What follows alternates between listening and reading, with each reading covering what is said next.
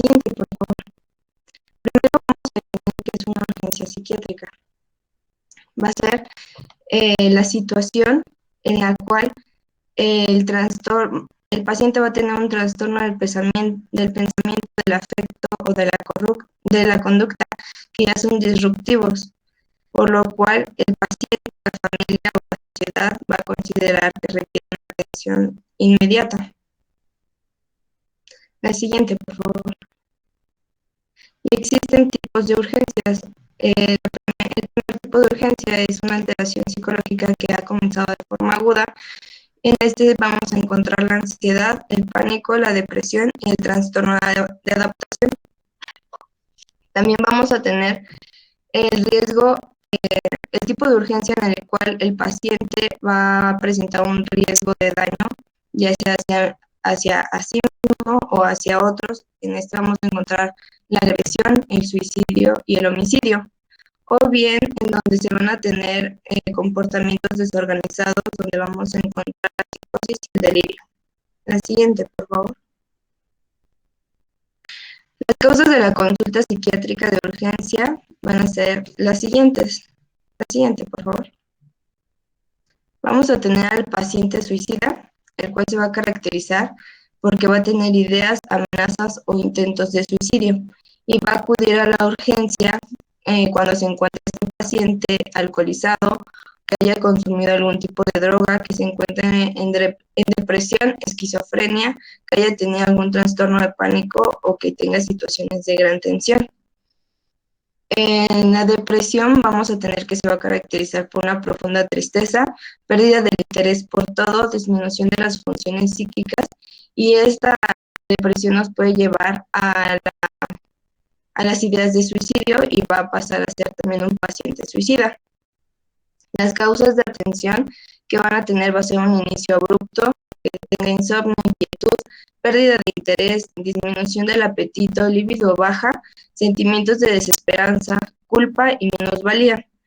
En estos dos padecimientos, que es el paciente suicida y la depresión, el médico no debe de hacer críticas ni juicios sobre el estado en el que se encuentra el paciente y solamente debe de transmitir esperanza para que así sea una mejor relación. La siguiente, por favor. Otros de los motivos de consulta por los que más comúnmente acuden algunos pacientes, pues pueden ser la ansiedad y el pánico. Como ya hemos mencionado y hemos visto a lo largo de las clases, pues son manifestaciones psiquiátricas muy frecuentes que pueden llegar a poner al paciente en un estado, pues sí, de riesgo, sobre todo aquellos que tienen ataques de pánico, que aunque son episodios muy breves, recordemos que son de inicio súbito y entonces estos incluso pueden estar acompañados de otros síntomas como pueden ser la asfixia o un miedo al control o temor a morir. Entonces, estas síntomas que pueden presentar los pacientes pues conlleva un riesgo importante en ellos porque puede llegar a ocasionar un daño a los pacientes, sobre todo porque pues se sienten muy vulnerables ante estas situaciones. En el caso de la ansiedad, pues como ya hemos visto, se presenta principalmente como una sensación de vulnerabilidad extrema, hay tensión nerviosa y algo muy importante es que puede llegar a manifestarse con otro tipo de síntomas como puede ser la taquicardia, la taquipnea, es el insomnio, la hipertensión y la cefalea. Entonces, son motivos de consulta frecuentes y pues otro de estos motivos de consulta que a lo mejor no es tan frecuente, pero pues sí debemos no pasarlo por alto. En el caso de algunos pacientes con trastornos disociativos, hay un estado que se conoce como fuga disociativa.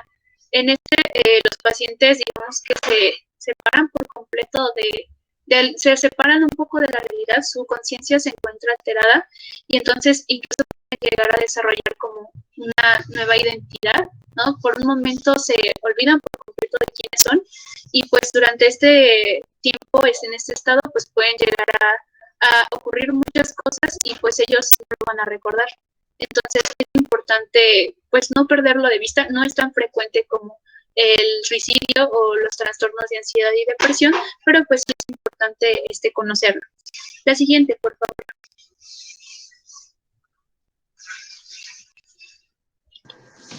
En el trastorno de conversión, vamos a tener que este se caracteriza por la pérdida o van a haber alteraciones en el funcionamiento físico o psicomotriz que viene bajo un control neurológico. Entonces, aquí los pacientes van a somatizar sus sentimientos y van a tener una afectación a nivel de movilidad o de funciones físicas. Las causas de una urgencia psiquiátrica van a ser cuando el paciente presente ceguera, parálisis o síntomas neurológicos. Y esta se va a caracterizar porque todos estos síntomas no van a tener una explicación médica. En este tipo de pacientes es muy importante la ayuda con la psicoterapia. En los trastornos de adaptación, estos van a ser las reacciones de desajuste a los problemas que se tienen en la vida diaria. Entonces, el paciente no es capaz de adaptarse a las problemáticas que se tienen día a día. Y las causas de urgencia van a ser la desesperanza, el llanto, la incapacidad para resolver la misma situación, el insomnio y la fatiga.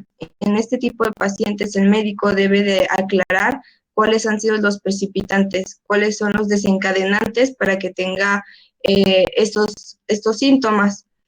Se debe de tener una buena relación, se debe de dar apoyo y también es muy común que se den ansiolíticos. La siguiente, por favor. Otro de los motivos de consulta más frecuentes por los que acuden los pacientes son la agitación y la violencia. Alrededor de un 10% de los pacientes que acuden a consulta por urgencia psiquiátrica van a ser pacientes que se pueden tornar violentos. Es importante conocer, sobre todo, saberlo identificar. La agitación es, pues, digamos que fácil. En un momento mis compañeros van a explicarla un poco más a detalle, pero pues se caracteriza por una alteración de la actividad motora, que esta es exagerada, es desorganizada y también se asocia a excitabilidad mental, lo que pues puede conllevar a irritabilidad, agresión o violencia. Entonces, es importante porque algunos pacientes, para empezar, vamos a tener problemas para realizar la historia de entrevista médico-psiquiátrica y además, pues van a requerir algunos incluso de utilizar sujeciones, como ya hemos mencionado en clases, ¿no?, pasadas. También otro motivo de consulta frecuente son las psicosis agudas, en donde los pacientes pues tienen alteración un poco en la conciencia, pues se presentan alucinaciones, delirios y por supuesto también hay un poco de hiperactividad y agitación. Y pues como hemos visto, estas psicosis o estos estados pueden estar muy asociados a trastornos de manía, trastorno esquizofreniforme o incluso la propia esquizofrenia, por lo que pues es un motivo de consulta muy frecuente y hay que saber identificarlo sobre todo. La siguiente, por favor. La manía vamos a tener que es un trastorno bipolar, donde se va a presentar euforia, exaltación, verborrea, fuga de ideas y agitación.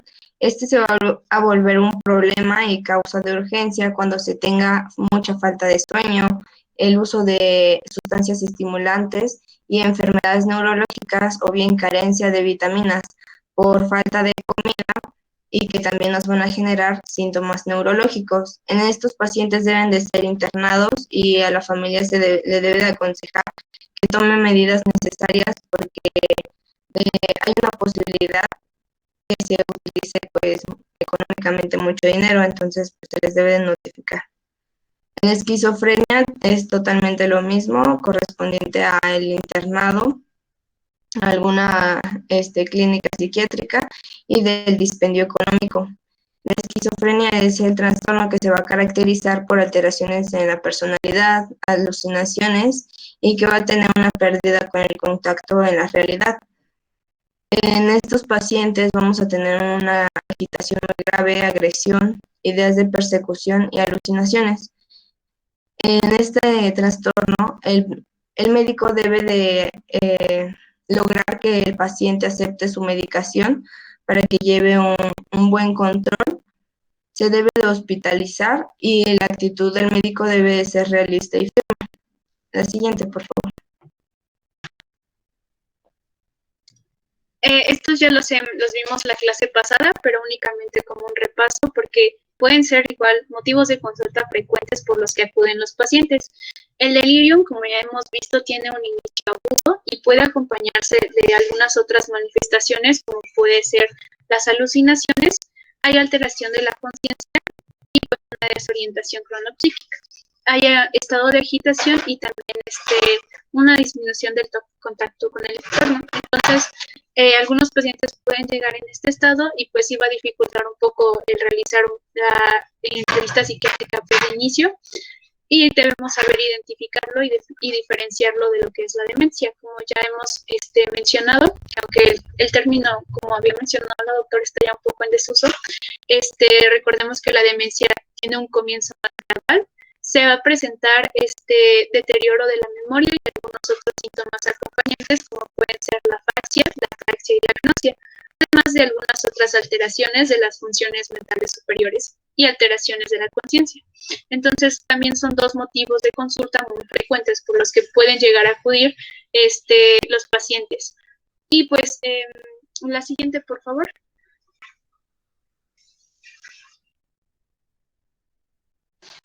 Por último, un trastorno de urgencia psiquiátrica va a ser el alcoholismo.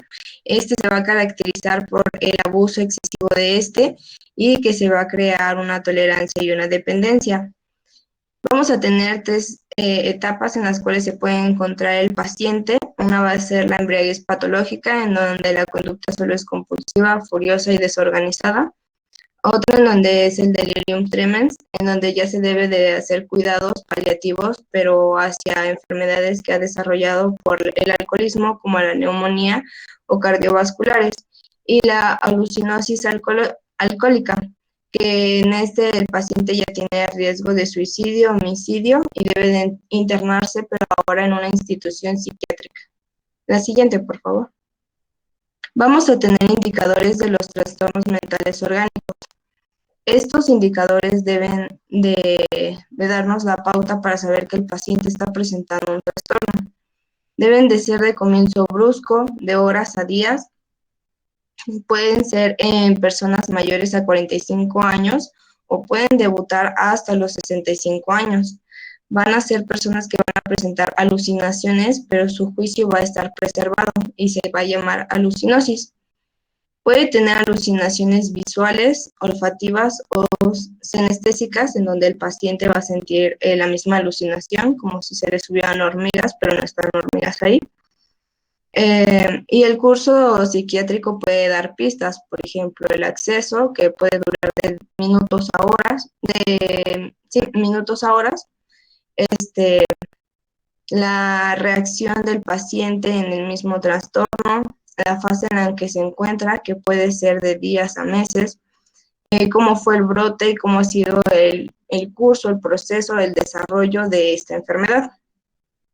También vamos a tener síntomas psiquiátricos que pueden ser atípicos o mixtos.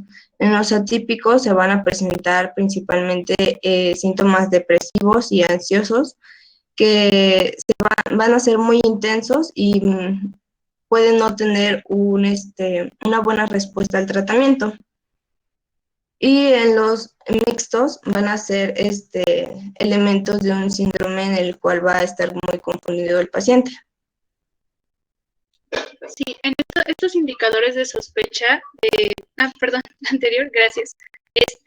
Pues sí, son principalmente para diferenciar quizá entre una causa un poco más orgánica versus un trastorno ya psiquiátrico, como los hemos estado revisando. Ya mencionó mi compañera algunas de estas características, sin embargo, también hay algunas otras como pueden ser pues la psicopatología grave, que no encaja con alguna categoría, como con algún, pues ya digamos con algunos criterios que ya conocemos nosotros, no llega a encajar en su totalidad, entonces podemos pensar en alguna otra causa. También la confusión se presenta caracterizada por desorientación y hay una fluctuación del estado de conciencia. También puede haber deterioro cognitivo, como ya hemos revisado en clases anteriores, y pues también puede estar relacionados, digamos, manifestaciones psiquiátricas por algún tipo de intoxicación con alguna sustancia, como ya mencionó mi compañera, en el caso del alcohol, pues nos puede llegar a ocasionar algunos síntomas que nos harían pensar quizá en un trastorno psiquiátrico, pero no lo es del todo, no hay otra causa de fondo. En este caso, una sustancia, o también puede ser el uso de fármacos o de algunas drogas. También los hallazgos del examen físico van a ser muy importantes para saber diferenciar entre un trastorno psiquiátrico y un trastorno quizá ya más relacionado a una causa orgánica, el cómo se ven las pupilas, la incontinencia de esfínteres, algunas constantes vitales como puede ser la frecuencia cardíaca, la tensión arterial, la temperatura y también la semiología neurológica focal. Es muy importante conocer estos signos que se presentan quizá en algunos otros trastornos patológicos por algunas otras causas médicas, como pueden ser, no sé, el Babinski, por ejemplo, que ya está más relacionado a una causa no psiquiátrica. Y tenemos también asociación del tiempo del curso de alteración mental con el curso de factores. Es decir, por ejemplo, si antecedió el consumo de alguna sustancia y unos días después comenzó a presentar estos síntomas, bueno, entonces ya nos indicaría que está asociado a un consumo de sustancias y no como tal a un trastorno psiquiátrico. Y también la consulta y hospitalización reciente por alguna enfermedad médico-quirúrgica, ya que pueden llegar a ocasionar secuelas que pueden confundirse con un trastorno psiquiátrico. La siguiente, por favor. ¿Hasta aquí hay alguna duda?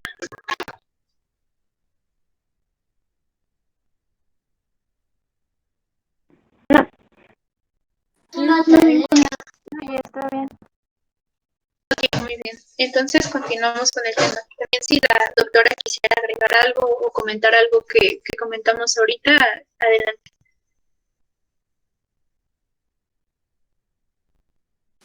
No, todo bien. Nada más si ustedes tienen alguna duda al final, pues si quieren ya la revisamos para no interrumpir mucho a sus compañeras, ¿sale? Muchas gracias, doctora. Entonces continuamos con el tema. Bueno, ahora vamos a continuar con la agitación. Bueno, primero, ¿qué es la agitación? La agitación psicomotriz es un síndrome inespecífico y que más adelante vamos a ver que tiene una etiología muy variada y que está caracterizada por una alteración del comportamiento motor. Esta consiste en un aumento desproporcionado y también desorganizado de la motricidad. También va a haber una ansiedad severa, así como pánico u otros estados emocionales intensos. También va a haber una activación vegetativa en la cual, por ejemplo, va a haber una sudoración profusa, taquicardia, midriasis, por ejemplo.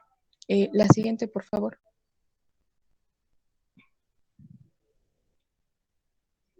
Bueno, vamos a ver que dentro de los primeros signos que van a incluir para esta agitación, va a haber que es de deambulación continua, golpeteo con los dedos y pies, así como una respiración pesada, quejidos, suspiros, así como van a tener una habla apresurada a un tono elevado. También van a haber una invasión del espacio personal de la otra persona y también un mantenimiento intenso de la mirada. Y también distracción aparente por estímulos internos. También se puede observar cambios en los signos vitales, como puede ser un aumento en la presión arterial, pulso y la frecuencia respiratoria. La siguiente, por favor. En cuanto a su etiología, tenemos dos causas, las causas de agitación orgánica y inorgánica. En esta primera, que son las causas de agitación orgánica, vamos a tener como primero al delirium o cuadro confusional agudo, que bien puede estar dado por alteraciones metabólicas, infecciones sistémicas y o del sistema nervioso central, fiebre, una insuficiencia respiratoria, ya sea respiratoria, cardíaca, hepática o renal, así como también de un traumatismo craneoencefálico y estados postoperatorios como crisis parciales, así como también tratamientos con ciertos fármacos, como bien puede ser levodopa, cimetidina, ranitidina, antihistamínicos, antiepilépticos, por ejemplo. Y también puede estar dada por intoxicaciones por ya sea alcohol, estimulantes como bien pueden ser la cocaína, anfetaminas u otros, cannabis, neurolépticos, también entran aquí las benzodiazepinas y los anticolinérgicos. y también puede estar dada por síndromes de abstinencia, como bien puede ser alcohol, así como bien les comentaba anteriormente mi compañera Jennifer, el delirium tremens, benzodiazepinas, opiáceos y otros. La siguiente, por favor. Ahora tenemos las causas de agitación orgánica, las cuales se van a dividir en psiquiátrica y reactiva. En psiquiátrica tenemos a la psicótica, en la cual vamos a encontrar esquizofrenia y el trastorno esquizoafectivo, la cual va a estar cursando con brotes, agitación con ideación delirante, así como alteraciones del lenguaje y alucinaciones. En el episodio maníaco vamos a atender esta conducta agitada, la cual va a estar acompañada de ánimo eufórico y irritable, trastorno del lenguaje, como bien puede ser verborrea, pensamiento fugaz, es decir, que va a haber una conversación rápida que va a saltar de un tema a otro, y también una hiperactividad y conducta desinhibida, así como bien puede ser el episodio depresivo y trastornos por ideas delirantes como la paranoia. Y tenemos por otra parte a la no psicótica, que bien puede ser crisis de angustia, como puede ser la sensación de muerte inmediata que nos puede llevar a una agitación, crisis histérica, trastornos de la personalidad, que aquí sobre todo va a estar el histriónico, límite y paranoide, como ya hemos visto anteriormente, y alteraciones de conducta en el retraso mental o demencia. Y ahora está la reactiva, y la cual puede ser reacciones de estrés agudo, como pueden ser reacciones de duelo, situaciones catastróficas como inundaciones, incendios o violaciones, por ejemplo. La siguiente, por favor. Y bien, ahora cómo podemos diferenciar esta agitación orgánica y la agitación psiquiátrica. En la agitación orgánica, esta va a tener un comienzo agudo o subagudo y va a estar más frecuentemente dada en pacientes de edad avanzada. Va a estar caracterizada por presentar alteraciones de conciencia, desorientación temporoespacial, confusión mental, discurso incoherente, dificultad en la marca y hiperexcitabilidad. Van a haber alucinaciones visuales. La exploración física puede presentar fiebre, taquicardia, sudoración, temblor, taquipnea. Y también va a haber delirio, ideación delirante, más que nada de perjuicio, y también va a haber una fluctuación aquí porque se va a alternar en periodos con calma, con otros de agitación, y esta va a ser sobre todo nocturna. La siguiente, por favor. Y ahora está la agitación psiquiátrica, pues como pudimos ver, esta va a presentar ya como una psicopatología de base, va a tener una conciencia clara, la fluctuación va a ser escasa, como vimos bien en la anterior, y esta pues suele tener antecedentes psiquiátricos y no va a haber como tal una desorientación temporoespacial.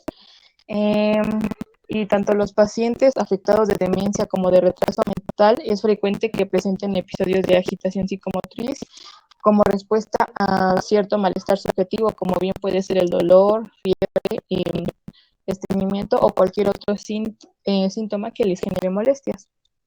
La siguiente, por favor.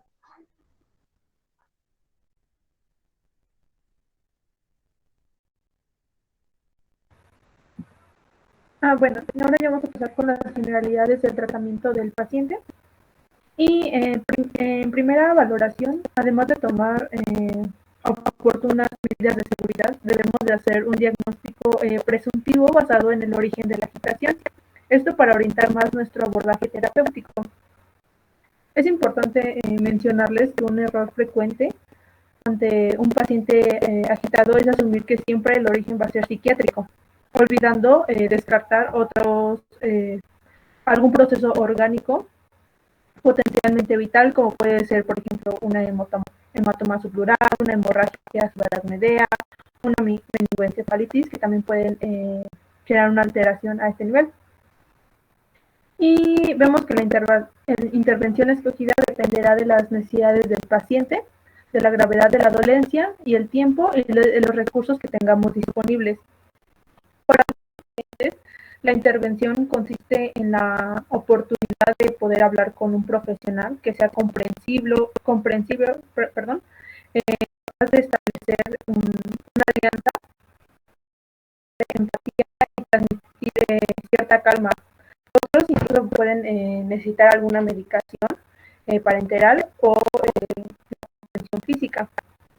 Y hay ciertas circunstancias que nos van a dificultar el poder actuar ante el paciente, como por ejemplo la presión de actuar rápido, las implicaciones legales y el componente emocional que nos genera este tipo de situaciones, por lo que se han establecido ciertas estrategias que a continuación les voy a mencionar. La siguiente, por favor. Bueno, primero tenemos que tener medidas de seguridad. Tenemos que salvaguardar la integridad tanto del paciente como de nosotros, del personal que lo va a atender. Debemos de mantener una distancia de seguridad, mantener una vía de salida abierta y, si es posible, pues estar nosotros siempre de pie para poder solicitar ayuda o retirarnos del lugar por si se genera alguna situación complicada. Debemos también solicitar ayuda de algún miembro de seguridad y la sala siempre debe de estar libre de objetos que puedan utilizar el paciente como algún arma. La siguiente sería la contención verbal.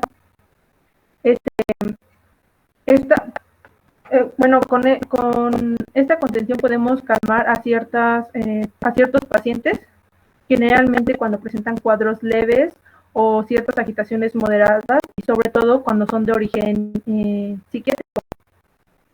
En primer lugar, es importante recabar toda la información posible, tanto de las personas que lo acompañan, si es que lo acompañan, o del paciente. Una vez que estemos con él, es importante que le hablemos en un tono bajo, de una manera educada y siempre transmitiéndole seguridad y firmeza al paciente. Esto para tratar de ganarnos su confianza, y también es importante transmitir el interés que tenemos nosotros por ayudarlo a él. De hecho, puede ser útil hablar de otros aspectos no tan relativos para esa situación, como por ejemplo qué hizo en el día o cosas así de su pasado. Podemos estar atentos, más bien debemos estar atentos ante algunos signos de violencia, como pueden ser el aumento del tono de su voz, o que se vea un algo amenazante, que tenga un lenguaje grosero o insolente. También debemos estar atentos a si presenta alguna tensión muscular, como agarrarse de la silla, si está nervioso o hiperactivo, o por ejemplo que esté frotando sus manos, que esté caminando de un lado al otro, o incluso que tenga una mirada como de reojo.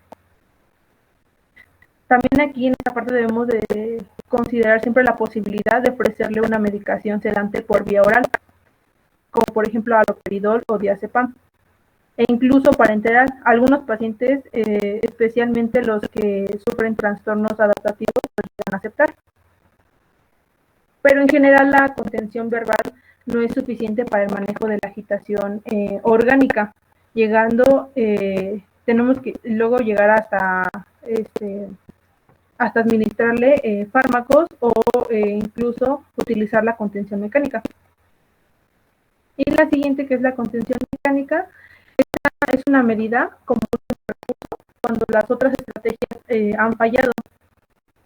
Aunque en algunas situaciones puede ser la primera que vamos a utilizar cuando se trata de una situación de agitación grave o con un riesgo grande para que el paciente se haga daño a sí mismo o que haga daño a los demás. Sin embargo, como les mencionaba, en general es como la última medida, pero siempre tiene que ser valorada detalladamente por el personal, ya que, por ejemplo, el riesgo que tiene de hacer daño al paciente puede ser simplemente manipulativo.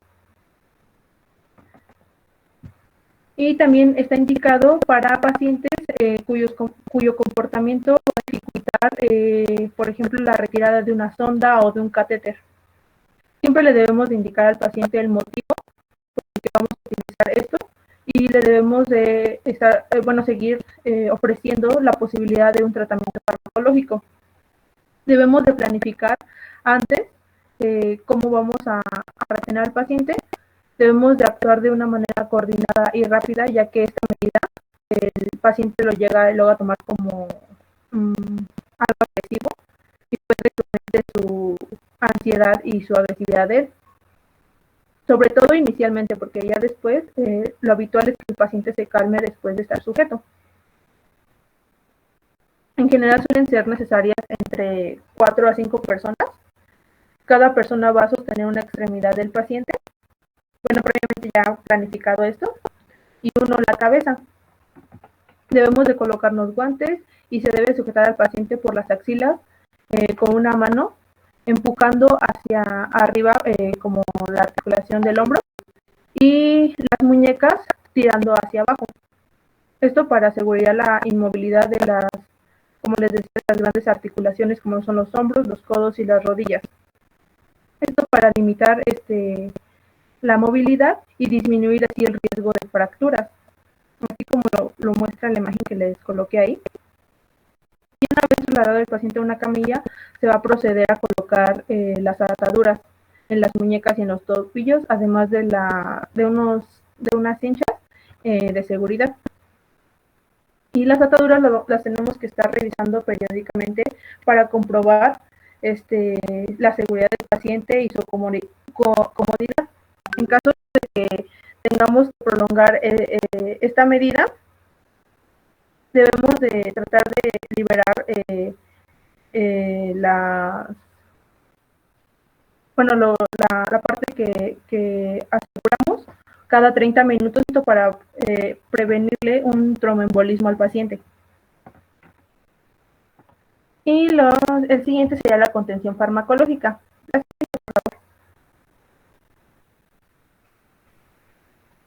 Bueno, aquí en rápido les puse un diagrama de cómo vamos a ir abordando al paciente. Tenemos a un paciente agitado. Lo primero que les mencionaba son las medidas de seguridad. Y lo siguiente sería una contención verbal. En caso de que el paciente no colabore, pues ya optaríamos por una contención física. Si el paciente pues sí responde ante la plática que le estamos dando, vamos a proceder a la anamnesis, la exploración y a las pruebas complementarias. Aquí, como les decía, hay que tener una impresión diagnóstica para tener un abordaje más específico. La siguiente, por favor.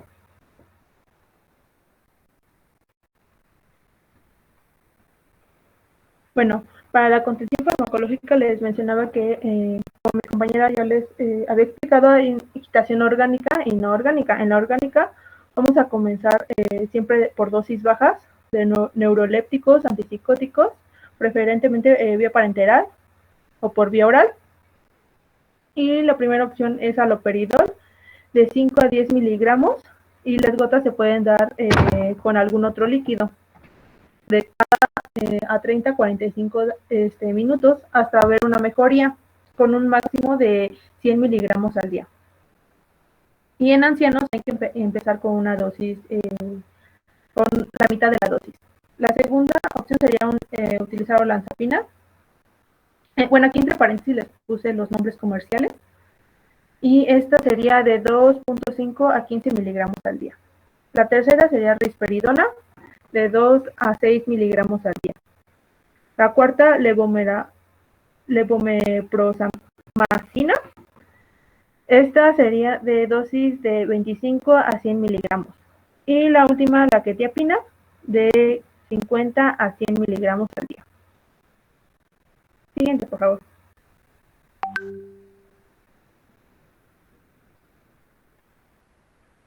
Bueno, en un artículo mencionaban que las benzodiazepinas deben evitarse en la mayoría de las presentaciones orgánicas. No me quedó muy claro esto, doctora, no sé si me pueda ayudar. No, bueno, quiero pensar que esta parte es porque puede como camuflajear el verdadero origen de la agitación.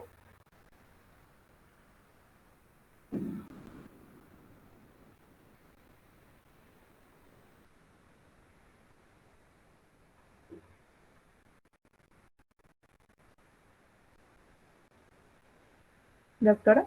Yo creo que continuamos, Esmeralda, y al último que nos aclare. Ah, bueno. Sí, perdón, estaba yo en otra. ¿Puedes repetirme, por favor, la pregunta? Sí, había encontrado que las benzodiazepinas están como indicadas en la mayoría de las agitaciones orgánicas, pero no había entendido muy bien por qué. Las benzodiazepinas, hace ratito que estabas mencionando lo de delirium, precisamente en esta cuestión, yo creo que el delirium es quizá una de las causas principales de agitación orgánica, que está asociado a alguna infección, alguna deshidratación y movilización en el paciente. El delirium se agrava con el uso de benzodiazepinas, porque al tener un efecto GABAérgico puede llegar a tener o exacerbar la confusión del paciente. Entonces, en la cuestión de agitación orgánica por causas orgánicas, las benzodiazepinas no se usan porque si se tratara de un delirium, estamos agravando el delirium en lugar de resolverlo. Por eso también en la población geriátrica no usamos benzodiazepinas. Esa es la causa por la cual en cierto tipo de agitaciones no usamos benzodiazepinas. Además, como les había dicho, ¿qué benzodiazepinas tenemos vía parenteral aquí en México? Pues diazepam, ¿no? Es el único y su absorción es muy errática por vía parenteral. El mayor efecto del diazepam es por vía intravenosa. Entonces, el uso de las benzodiazepinas por vía intravenosa, pues nos implica sostener al paciente para poder canalizarlo. Entonces, por eso tampoco es como una opción tan buena para el paciente agitado, ¿sí? Pero en la mayoría de las guías pueden usarse las benzodiazepinas, pero o comenta el uso de benzodiazepinas, pero sobre todo en agitaciones que no tienen una causa orgánica, ¿no? Ahí sería como diferenciar estas dos cosas, ¿no? Ok, muchas gracias. Bueno, y en las intoxicaciones etílicas agitadas podemos usar a dosis de 1 a 2 ampolletas intramuscular. Otra opción podría, otra pauta adecuada podría ser 5 miligramos de haloperidol y 100 miligramos de diazepam por vía intramuscular. Siguiente, por favor.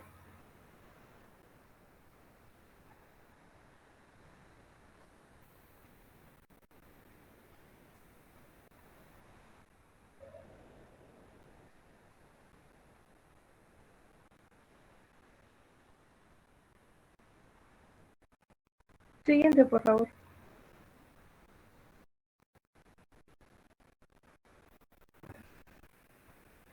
Ahora, de acuerdo a la agitación psiquiátrica, vemos que mencionamos una psicótica y psicótica.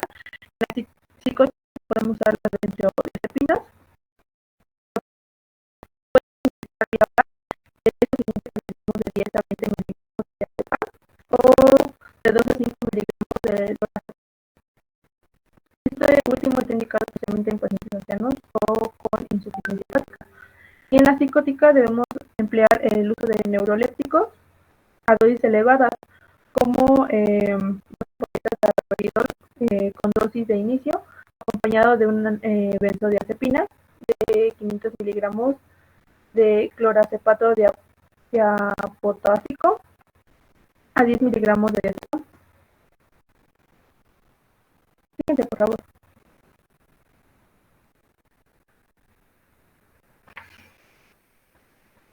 Bueno, vemos que las pautas, la combinación de benzodiazepinas y neurolépticos es una combinación segura y es más eficaz que dar cada fármaco por separado. Las pautas de este tratamiento, deberán de adaptarse a cada paciente de acuerdo a su edad, a su peso y si consume algún tóxico.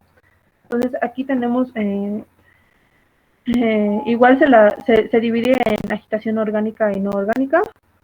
En la agitación orgánica, en un episodio agudo, la pauta 1 sería una ampolleta de haloperidol vía intramuscular. Repetirlo cada 30 a 40 minutos de 3 a 4 ampollas. Una segunda pauta sería dar 30 gotas de haloperidol vía oral, repitiendo cada 30 minutos hasta 100 a 120 gotas. La pauta sería un comprimido de Ciprexa, que, bueno, les mencionaba previamente que es la olanzapina, que es un neuroléptico, 10 miligramos. La pauta 4 sería 3 a 4 miligramos de risperidal en solución. La pauta 5 sería añadir a cualquiera de las anteriores que les mencioné, uno o dos comprimidos de Orfidal, que es lorazepam, o Idalprem, que también es lorazepam, 1 miligramo cuando hay síntomas de ansiedad asociados a escasa o nula confusión o desorientación. Esto es un episodio. Sí, perdón, aquí te voy a interrumpir un poquito, Esmeralda. Sí. Aquí en México, pues estas guías a veces no nos ayudan mucho porque en México es difícil que encontremos el lorazepam. A veces en esas dosis o en otros países tenemos lorazepam parenteral.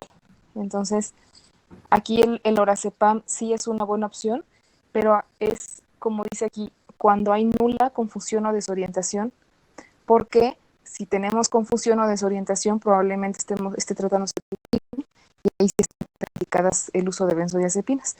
Por eso es que en esta situación de la agitación orgánica, la primera pauta de tratamiento es un antipsicótico. Y de esto es el haloperidol también, porque es el que, ya se acuerdan que habíamos revisado sus dosis, es el que más nos puede dar una posibilidad de incrementar hasta 30 miligramos. En cambio, las otras pues es más corta, ¿no? El efecto terapéutico y tóxico que podemos llegar a tener. Por eso es que en la agitación primero tenemos que descartar que no haya un delirio, ¿sí? Sí, gracias, doctora. Bueno, ahora en un estado subagudo o crónico, la pauta 1 sería el uso de haloperidol de 5 a 20 gotas cada 8 horas, añadiendo de 15 a 25 gotas adicionales por la noche. La 2 sería el uso de risperidal de 1 a 2 miligramos cada 12 horas, pudiendo añadir entre 1 y 3 gotas por la noche.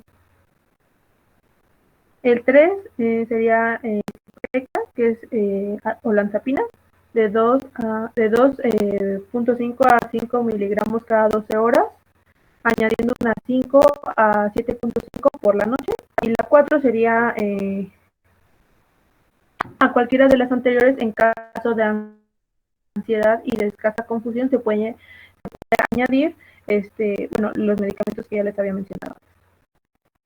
Y bueno, de acuerdo con la agitación psiquiátrica, la primera sería la agitación psicótica, esto en un episodio agudo, y si el cuadro es intenso o no acepta por vía oral, vamos a dar una pauta primero de ampollas de haloperidol vía intramuscular, que serían 2. La 2 sería 2 ampollas de haloperidol más 2 ampollas de diazepam vía intramuscular, pudiendo repetir una ampolla de haloperidol a los 45 minutos. Una pauta 3 sería 2 ampollas de haloperidol más una ampolla de diazepam, pudiendo repetir a los 45 minutos. La 4 sería una ampolla de haloperidol más una ampolla de diazepam, 10, más una ampolla de Sinogan intramuscularmente y repetir a los 45 minutos. El Sinogan es levomepromacina. Sí, gracias, doctora. Y tenemos que vigilar la presión arterial con este medicamento.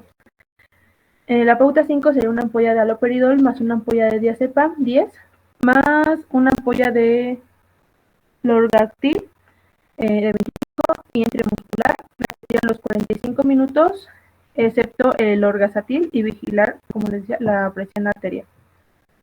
Una pauta 6 sería una olanzapina de 10 miligramos intramuscular y repetir si es precisa después de 2 horas. La 7 sería ciprasidona de 20 miligramos intramuscular, igual repetir a las 2 horas si no funciona. Como vemos, todos estos, es para un cuadro intenso, si no se acepta por ver altos, y la la última sería aripiprazol de 7.5 miligramos, igual vía intramuscular, y repetir si no funciona después de las 2 horas. Y cuando sí se acepta por vía oral, es decir, en un cuadro moderado, como primera pauta vamos a tener de 10 a 20 miligramos de olanzapina vía oral. La segunda pauta sería de 6 a 9 miligramos de risperidona vía oral. La 3 sería de 50 a 70 gotas de haloperidol, que se pueden repetir a los 50 minutos. Y bueno, seguimos con la siguiente.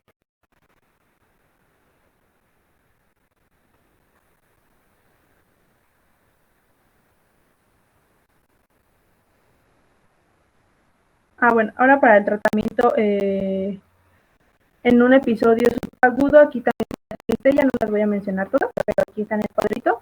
Y también abajo sería estaría el tratamiento para una agitación no psicótica. La anterior era para la agitación psicótica, este sería para una agitación no psicótica. La siguiente, por favor.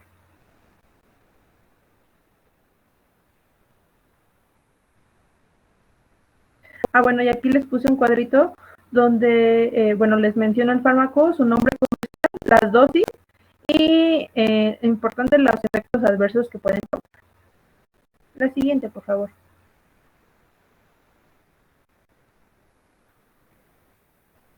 Bueno, y también aquí les agregué un cuadrito, de acuerdo al tratamiento que vamos a seguir para la agitación psicomotriz. Primero ver si hay una alteración al nivel de conciencia, si hay, entonces veríamos cuál podría ser la causa, y si no, también les enlisto aquí cuáles podrían ser las causas, por ejemplo, como demencia, retraso mental o cualquier otra patología psiquiátrica, como trastornos afectivos, psicosis, ansiedad o trastornos de la personalidad. Siguiente, por favor.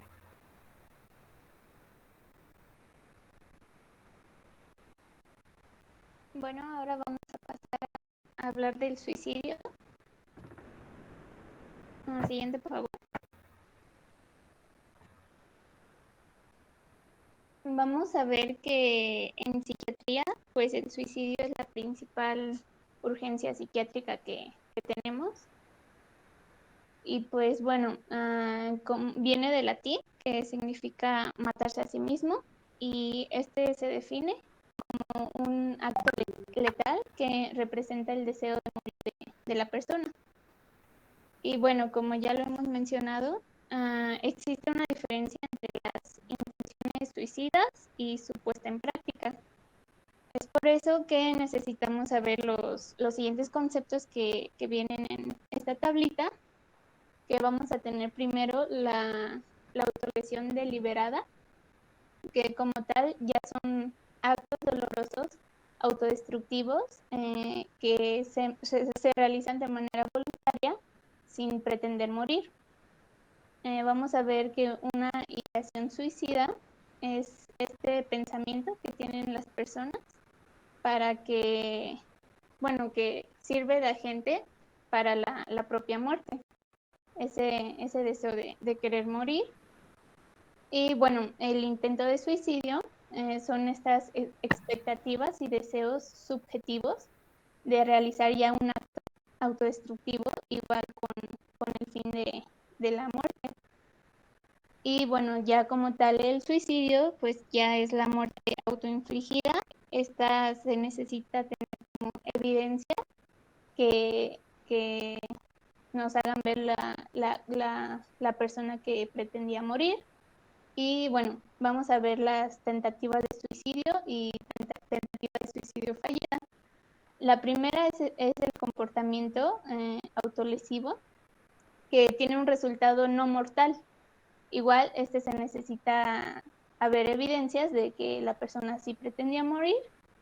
Y en la tentativa de suicidio fallida es igual este comportamiento con estas evidencias de que pretendía morir, pero la persona aquí interrumpió el intento de suicidio, pues antes de que se produjera un daño físico. Por favor.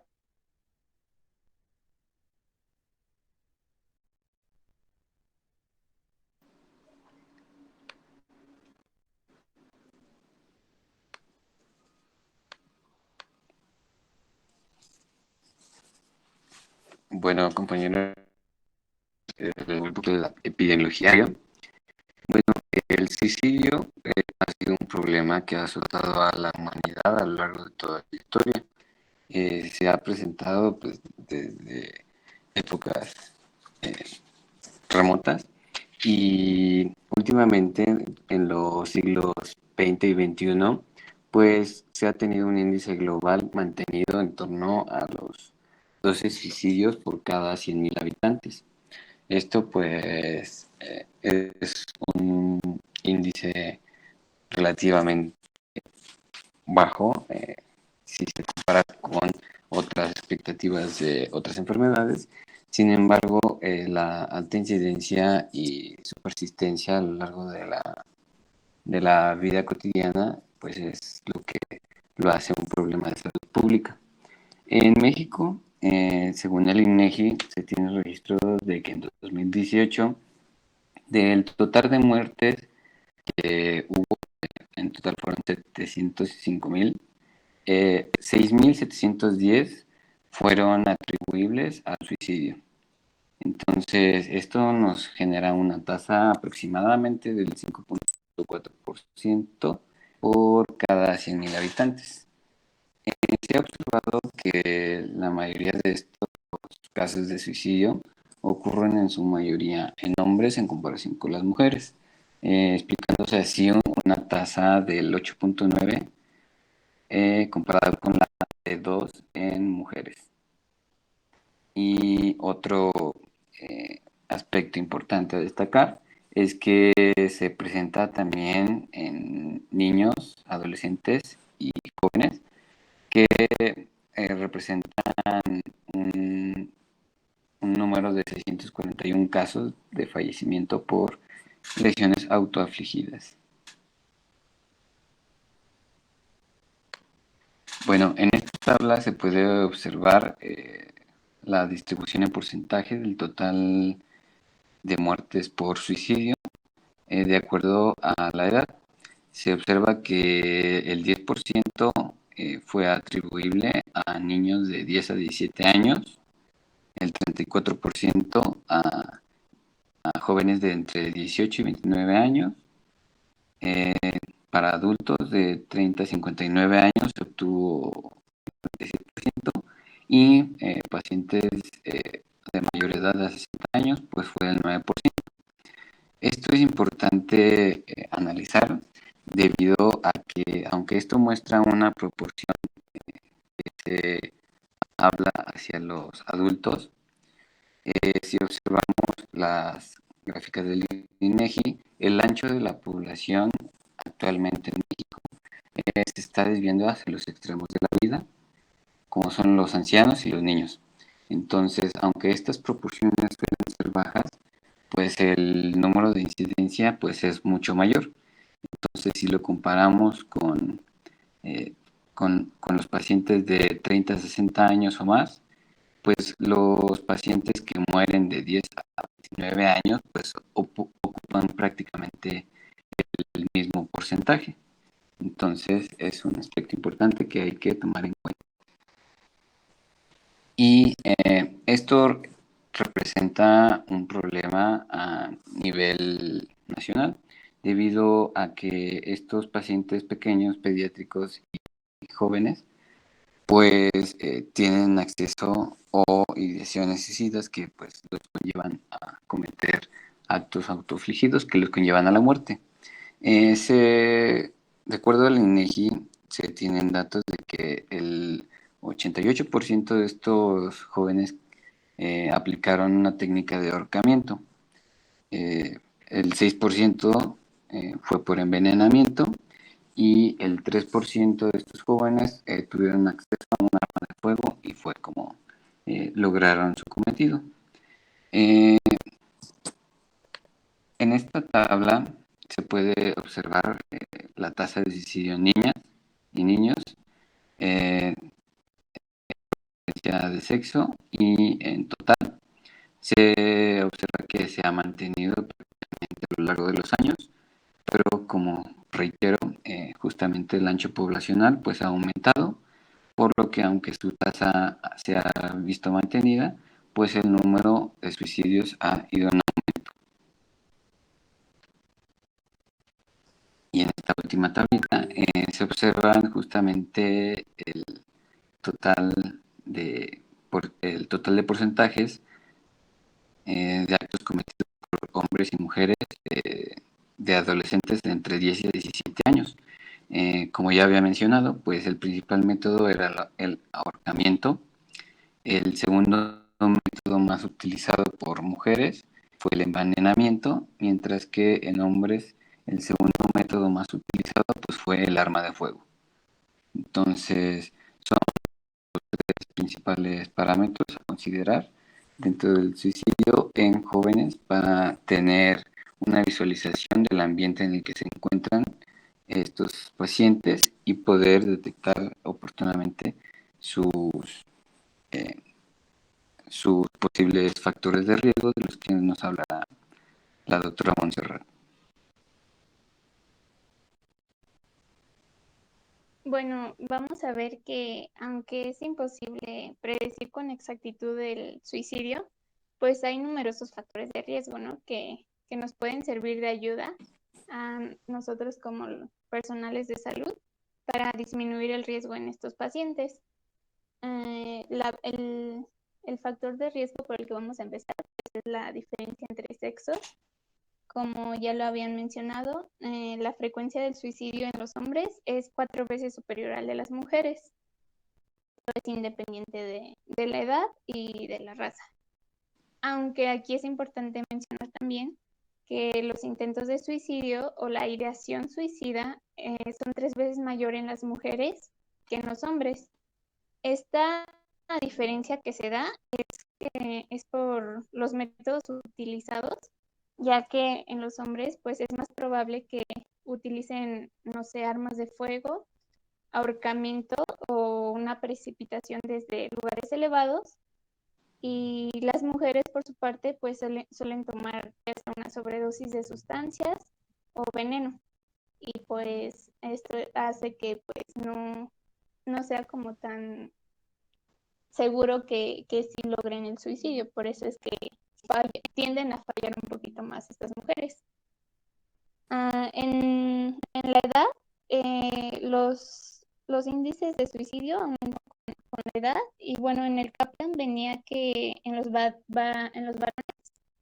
la incidencia máxima de suicidio se observa a partir de los 45 años y en las mujeres después de los 55 años. Aunque ya vimos hace rato en la epidemiología, pues la edad de entre 30 y 59 años pues representaba el 46% de frecuencia de estos pacientes. También vamos a ver que el suicidio pues es la tercera causa de muerte en pacientes de entre 15 y 24 años de edad. Igual esto es después de los accidentes y de los homicidios que hay en estos pacientes. Y otro factor de riesgo importante es el estado civil, y el matrimonio disminuye el riesgo de suicidio en una forma significativa. Esto es sobre todo cuando tienen hijos y pues conviven con ellos. Y las personas que nunca se han casado pues presentan un mayor índice de suicidio que las que sí están casadas. Y vamos a ver también que el divorcio aumenta el riesgo de suicidio, y aquí también los hombres divorciados pues tienden a suicidarse más que las mujeres divorciadas. Y también un factor de riesgo dentro de esta categoría pues son las personas viudas, que también muestran altos índices de suicidio. Dentro de los antecedentes familiares de suicidio, se dan más en personas que son aisladas y que en efecto tienen antecedentes familiares de suicidio. Pues aquí se dan los de aniversario, que esto se define, bueno, las personas se suicidan en el mismo día en el que lo hizo el miembro de su familia. El empleo también es un factor de riesgo, pues el suicidio es más frecuente en las personas en empleo que en las que pues sí tienen trabajo. Y dentro de las clasificaciones, según el empleo, pues tradicionalmente se ha considerado a los profesionales, en particular a los médicos, como el grupo con el mayor riesgo de suicidio. Bueno, también vamos a tener que dentro de la salud física, estos factores asociados a la enfermedad que contribuyen tanto al suicidio como a las tentativas son cuando se tiene una pérdida de la movilidad, cuando la actividad física pues era importante para estas personas, ¿no? Ya sea que trabajaban en ello o invertían pues su tiempo libre. También la desfiguración, en particular pues en las mujeres, y mencionaba que también en pacientes sometidos a hemodiálisis igual se presentaba un riesgo elevado de suicidio. La siguiente, por favor.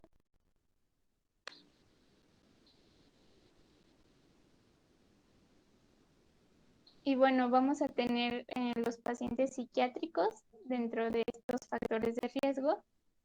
Y pues casi un 95% de las personas, o sea, la mayoría, pues se suicidan o lo intentan presentando un trastorno mental diagnosticado. Entre los trastornos más comunes, pues están los depresivos, la esquizofrenia, la demencia o el delirio. Como ya lo habían mencionado nuestras compañeras al principio, que también eran una de las causas de urgencias psiquiátricas más comunes. Y pues bueno, vamos a empezar con los trastornos depresivos. Bueno, en general, los trastornos del estado de ánimo son el diagnóstico que se asocia con mayor frecuencia en el suicidio. Aproximadamente de un 60 al 70% de estas víctimas de suicidio presentan una depresión significativa al momento de su muerte. Esto es importante porque los pacientes con trastornos depresivos se suicidan más en las fases precoces de la enfermedad. Igual se suicidan más hombres que mujeres y las probabilidades de que estas personas deprimidas se quiten la vida pues aumentan si tienen otros de riesgo asociados como los que habíamos visto anterior, ya sea solteras, separadas, divorciadas, viudas o que hayan tenido alguna pérdida reciente de algún familiar o ser querido. Y bueno, al igual, bueno, vamos a ver a lo largo de esto que al igual que en otros pacientes psiquiátricos, los meses posteriores a una alta hospitalaria son un periodo de riesgo muy elevado en estos pacientes psiquiátricos. Y bueno, como otro tipo de pacientes psiquiátricos, pues están los que tienen esquizofrenia, que igual tienen un índice elevado de hasta un 10% de suicidio. Y como ya lo hemos visto, el suicidio de la esquizofrenia se produce típicamente en la adolescencia, al principio de la edad adulta. Y la mayoría de estos suicidios de los pacientes se llevan a cabo durante los primeros años de su evolución. Es decir, aquí es común que estos pacientes se suiciden ya cuando están jóvenes, cuando empieza este trastorno. Igual aquí vamos a ver que los factores de riesgo de suicidio en estos pacientes son una edad joven, masculino, si depende de su estado civil, si están solteros, si viven solos, los antecedentes de tentativas y también si han tenido en una alta hospitalaria reciente. Y se mencionaba aquí que en estos pacientes no es tan común que se suiciden debido a instrucciones discriminatorias o algunas, bueno, cuando tienen también delirios, así, no es común cuando estos pacientes lo tengan en el suicidio. Y bueno, también vamos a ver otro trastorno relacionado que es la dependencia del alcohol. Este también tiene un alto índice de hasta un 15%. Y bueno, también aquí vamos a ver que los hombres son principalmente los que tienen mayor riesgo de suicidio, y un factor importante de riesgo para estas personas son la pérdida de una persona cercana y querida durante el año anterior. Y pues la mayoría de estos pacientes mostraban ya síntomas de un trastorno de ánimo igual durante el periodo del que se suicidaron. Entonces, pues todo esto de los factores de riesgo pues van aumentando en estos pacientes para que ya al final pues se el suicidio. La siguiente, por favor. Ok, aquí, Monse, voy a nada más pues comentar un punto. Tanto en la esquizofrenia como en la dependencia del alcohol, la gran mayoría de los pacientes se suicidan por un episodio depresivo, ¿no? Porque por eso comenta aquí que los pacientes con esquizofrenia no se suicidan dentro de un episodio psicótico. O sea, no es una alucinación auditiva de tipo imperativo que le diga, ¿sabes? Ahórcate, tómate unas pastillas. La gran mayoría de los pacientes, tanto con esquizofrenia y dependencia del alcohol, se suicidan porque se dan cuenta de la disfunción que tienen y eso genera un episodio depresivo y eso lleva finalmente al suicidio. Y algo muy importante que han estado repitiendo sus compañeros es que aunque las mujeres tienen más intentos suicidas al año, los hombres son los que más lo llevan a cabo porque sus métodos son muy letales, al igual que los adolescentes a veces. El problema que estamos teniendo ahorita, seguramente en nuestras próximas encuestas de INEGI, estos datos que tenemos ahorita van a incrementar muchísimo, ¿no? Hemos tenido intentos suicidas, un incremento de intentos suicidas también en niños y en adolescentes, y los adolescentes en específico son muy impulsivos. Entonces, los métodos que llegan a utilizar a veces también son muy letales y a veces no logran como tal el suicidio, pero sí las secuelas que les dejan son importantes, ¿no? Pues un par de pacientes adolescentes con quemaduras por consumo de de sosa cáustica. Entonces, sí, a lo mejor las consecuencias de los intentos suicidas, las consecuencias posteriores no se llegan a tomar tanto en cuenta en los adolescentes, ¿no?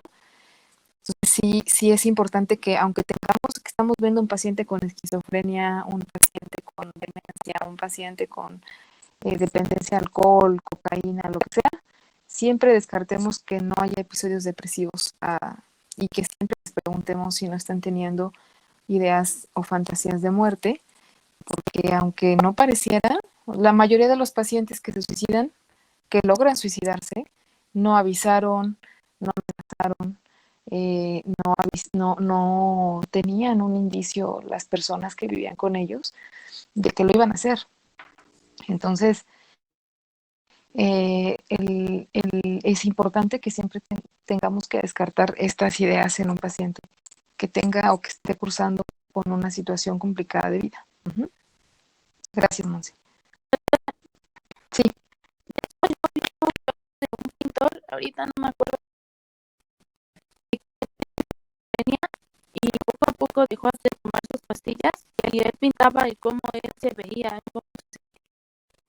De hecho, está muy interesante, es en un video de YouTube donde lo estaban explicando, en donde primero se pintó a él bien, o sea, normal, del cuello para arriba, pero poco a poco se veía cómo iba agregando cosas como clavos en sus ojos o ojos alrededor de él, o cómo su lengua estaba como amarrada, que no podía hablar. Y la última pintura que él hizo, nada más fueron como 3 colores así en raya, o sea, ya ni siquiera estaba él. Y después se suicidó. Creo que fueron como 10 pinturas, ya no me acuerdo bien, pero sí está interesante cómo él va cambiando poco a poco. Fíjate que este caso no lo conozco, no lo he visto, lo voy a buscar. Interesante. Los dibujos de los pacientes con esquizofrenia son muy interesantes porque justamente reflejan su pensamiento. Ellos dibujan a veces las alucinaciones incluso que tienen. Entonces, sí, justamente este caso que nos está compartiendo su compañera nos habla de con esquizofrenia no se separa por completo de la realidad y que se va dando cuenta de lo que va perdiendo, ¿no? Imagínense no poder diferenciar de pronto entre la realidad que tienen todos los demás y la realidad que tienes tú, ¿no? El no poder dejar de escuchar voces, el no poder dejar de ver cosas, de pensar situaciones que cuando los pacientes lo perciben, es muy común que tengan estos intentos suicidas los pacientes con esquizofrenia. Hay una teoría de la psicosis en las que nos menciona que los pacientes en psicóticos, trátese de la causa que sea, tienen un umbral del dolor mucho más alto y eso hace también que los métodos que utilizan también sean muchísimo más violentos, igual que los pacientes en manía, ¿no? Los pacientes en manía llegan a realizar intentos suicidas bastante elaborados y muchos se ahorcan. Y el ahorcamiento es un método que cuando se realiza de manera correcta es muy infalible. Los pacientes que les dicen que se han intentado ahorcar, que han pensado en ahorcarse, preparado para hacerlo, eso sí, lo hayan o no lo hayan hecho, es una indicación de internamiento psiquiátrico, porque es un método bastante letal, a diferencia de la sobreingesta de medicamentos, que muchas veces no es como, es fallido en la mayor parte de las ocasiones, y es el que más utilizan a veces las mujeres. Por eso, llegan más pacientes a consulta de sexo femenino y de sexo masculino también a veces, porque pues los hombres normalmente cuando lo intentan lo logran. Uh-huh. Listo, gracias. Sí, gracias. La siguiente, por favor.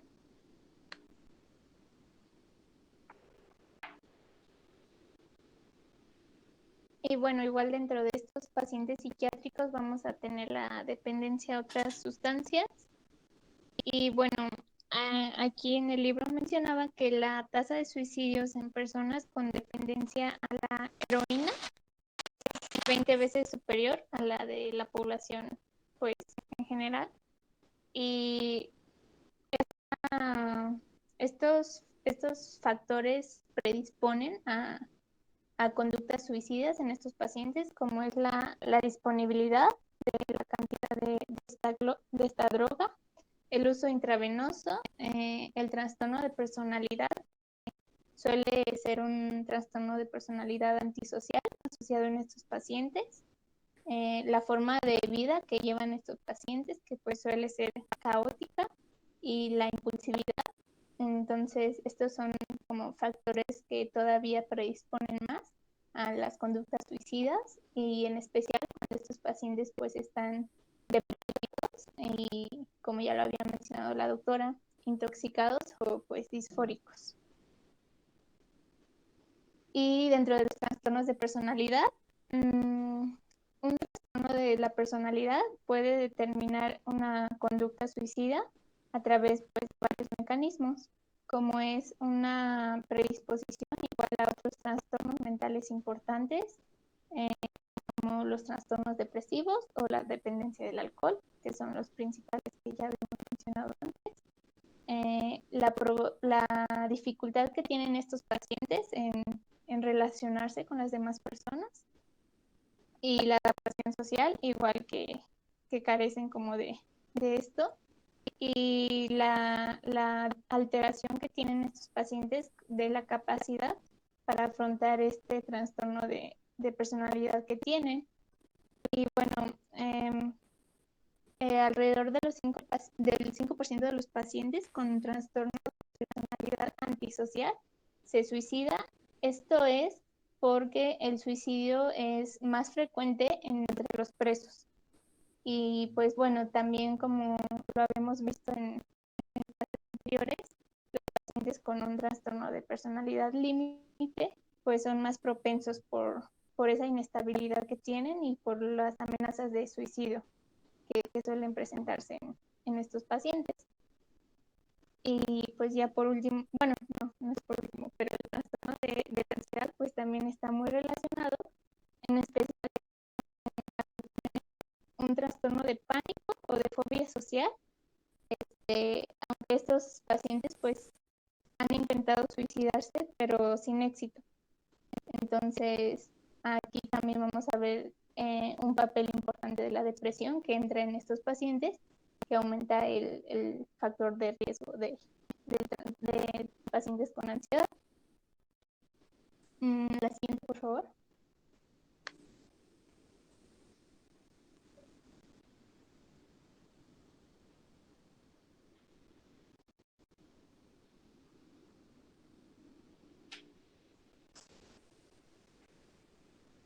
Y bueno, ahora sí como un último factor de riesgo y el más importante, pues es una conducta suicida previa. Pues esta tentativa de suicidio en el pasado, pues es el mejor indicador que el paciente presenta un riesgo elevado de suicidio. Los estudios demuestran que los pacientes con depresión que se suicidan ya lo habían intentado pues muchas veces antes. Y bueno, el riesgo de una segunda tentativa es máximo durante los 3 meses posteriores a la primera. Entonces, pues es importante saberlo para, no sé, para tener a estos pacientes en constante vigilancia. Y bueno, aquí también les puse este diagrama de Venn que venía en el Kaplan, que es más, nos muestra la relación que viene entre los trastornos del estado de ánimo, los suicidios y las tentativas de estas personas. Y pues solo resaltar que un gran porcentaje de los pacientes suicidas pues presentan un estado de ánimo, un trastorno del estado de ánimo, y igual entre un 19 y 29% de los suicidas han llevado a cabo una tentativa previa, por lo que estos dos pues son como los factores de riesgo más importantes en estos pacientes. La siguiente, por favor. Ahora, aunado a lo que nos menciona la doctora Monse, vamos a tener 6 puntos para la exploración de la gravedad de un intento de suicidio. El primero va a ser la complejidad de su método. El método sea pues más riesgo se tiene de que el intento de suicidio pues se culmine.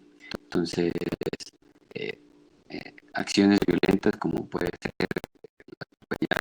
el ahorcamiento, el apuñalamiento, el disparo con arma de fuego, pues son justamente acciones que tienden a culminar de manera decisiva con la vida. El segundo punto es la conciencia de la efectividad de la tentativa. Y se evalúa el grado que tiene el paciente para poder concientizar o ser consciente de las acciones que conlleva el riesgo de suicidio, dado que en algunos pacientes se tiende a menospreciar la letalidad que puede presentar uno de estos actos. El tercer va a ser el grado de planificación, donde pues, idealizan un esquema de cómo va a ser el proceso de su suicidio. Algunos pacientes que pueden estar predispuestos a una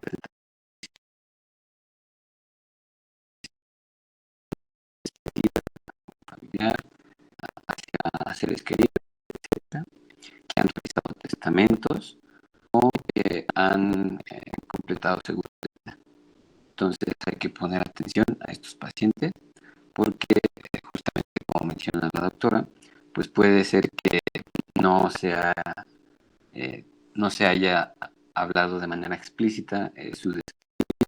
Sin embargo, pues queda la tentativa mediante acciones que pues tienden a producir. El cuarto punto es la accesibilidad que se tiene a los diversos métodos y al riesgo que se tiene de la tentativa suicida. Estos se juntan para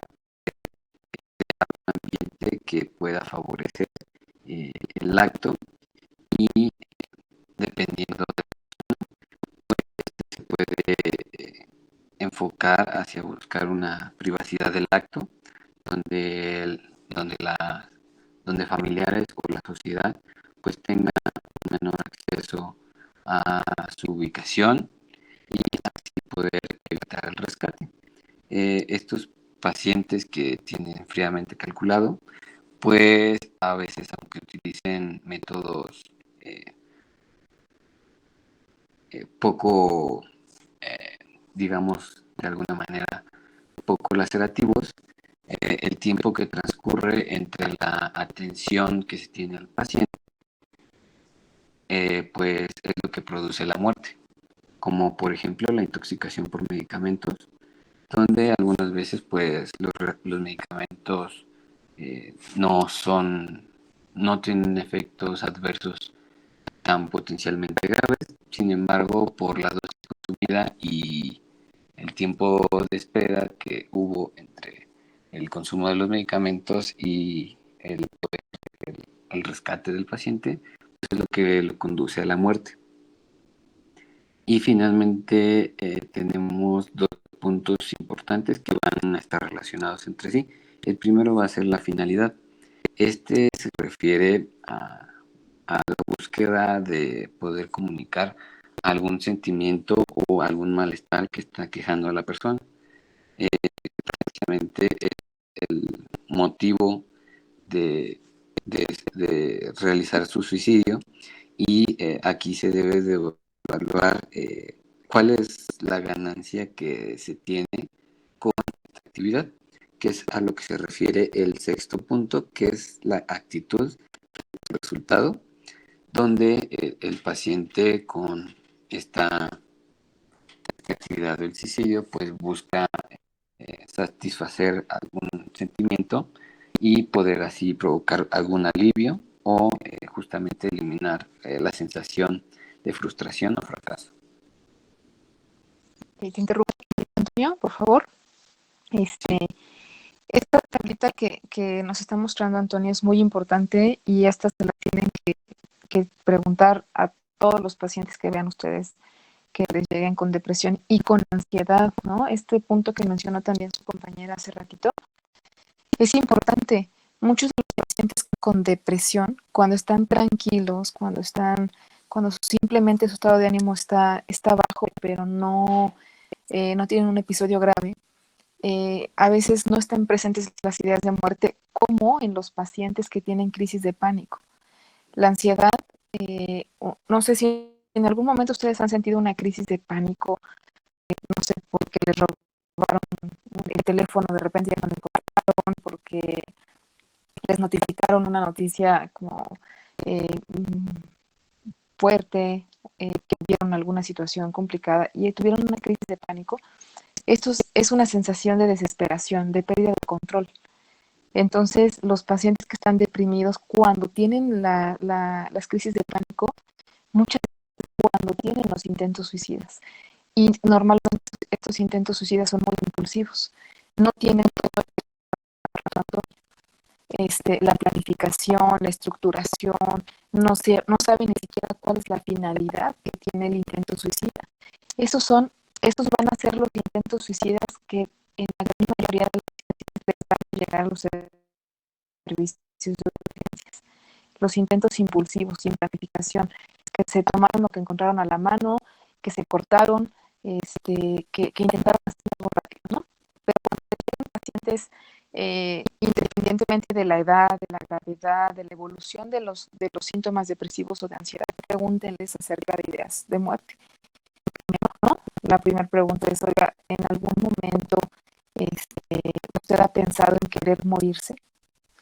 Pues no, si les responden sí, la siguiente pregunta sería, bueno, ¿desde cuándo? ¿No? Hay personas, por ejemplo, con trastornos de personalidad límite que les van a responder, ¿no? Porque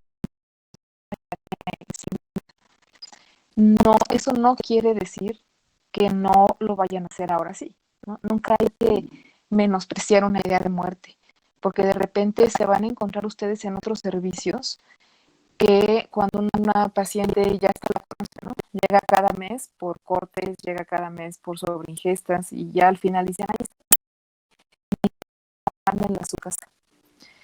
Eso no quita que en algún momento verdaderamente le funcione el intento suicida. Entonces ustedes siempre tienen que asegurarse de que el paciente va a una institución psiquiátrica requerido, ¿no? De verdad es común que en los servicios de urgencias omiten esta parte.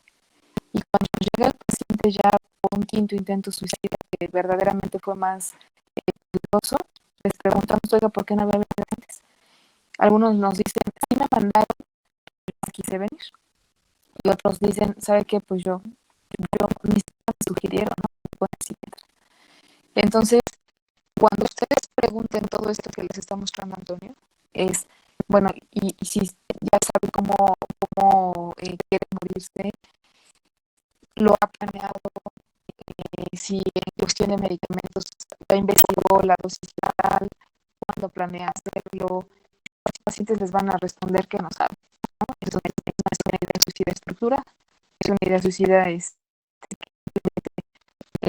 está presente, pero el paciente ni siquiera tiene claro cómo se quiere suicidar, ¿no? Otro punto, otro foco rojo en intentos suicidas son los cumpleaños, las fechas de cumpleaños y los aniversarios de luto, de duelos.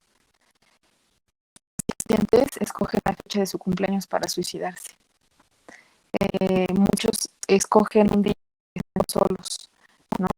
Cuando mi mamá se va a misa, cuando mis papás no están y sé que no van a regresar en mucho tiempo porque sé que no me van a poder ayudar. Esas son las ideas, son los intentos suicidas más peligrosos, ¿no? Como dijo Antonio, las cartas póstumas es un indicador de que hay que internar al paciente. A esos pacientes, si ustedes están en el servicio de urgencias, no los dejen ir por sus propios medios porque muchas veces no van a ir. Localicen a un familiar. En estos casos, el secreto médico en ética está permitido, ¿no? Hablar con los familiares aunque el paciente no quiera, localizar a algún familiar aunque el paciente tenga años sin verlos, porque les va a pasar, pero no pueden mandar a un paciente que tiene una idea suicida estructurada solito a una institución psiquiátrica. Y si de plano no localiza familiar, el paciente dice que se va por sus propios medios, no tienen otra, siempre les tiene que firmar una hoja el paciente de que ustedes les están enviando, que le notificaron que tienen que ir al psiquiatra y que el paciente está consciente de que tiene que ir, porque estas son situaciones legales, ¿no? Esta es la situación legal más complicada de la psiquiatría, los suicidios. Entonces, siempre que ven a un paciente con ideas suicidas, tienen que mandarlo a psiquiatría. No importa que los demás les digan, no, sabes que viene cada mes, es cada 15 días, es bien border, no importa, porque en una de esas puede que sí lo haga y la responsabilidad legal cae en quien lo vio en urgencias. Entonces, siempre que el paciente les firme. Si no quieren también internarse, si no quieren ir al servicio de psiquiatría, tiene que firmar el paciente, ¿sí? Porque ustedes tienen que demostrar que verdaderamente hicieron las intervenciones médicas correctas. Entonces, siempre pregunten ideas de muerte y si les dicen que sí, si ha pensado en cómo suicidarse y si les dicen que sí, pregunten acerca de la estructuración. Ya pensó en cómo lo va a hacer, ya pensó en cuándo lo va a hacer, cuál es la finalidad de querer morir, ¿sí? Qué tan accesible tiene los métodos que está pensando, porque a lo mejor quiere suicidarse con un arma de fuego, pero es un adolescente que realmente no tiene acceso a ellos. Entonces, todo eso es súper importante para que ustedes decidan cómo van a trasladar un paciente, si hay que localizar a un familiar, o si son psiquiatras, si lo van a hospitalizar o no, ¿ok? Entonces, esta tablita puede ser que se las pregunten, ¿ok? ¿Qué le van a preguntar a una idea suicida? ¿Ok? Gracias, Antonio. Doctora, tengo una pregunta. Sí, José Luis. Bueno, veo que ahorita nos dijo todo lo que tenemos que preguntar y eso. En personas que ya han intentado como varias veces y que obviamente no lo han logrado, o en general con personas que no lo han intentado, pues supongo que también mienten, ¿no? O sea, pueden ser personas que sí bien sepan cómo, cuándo y dónde no te digan, ¿no?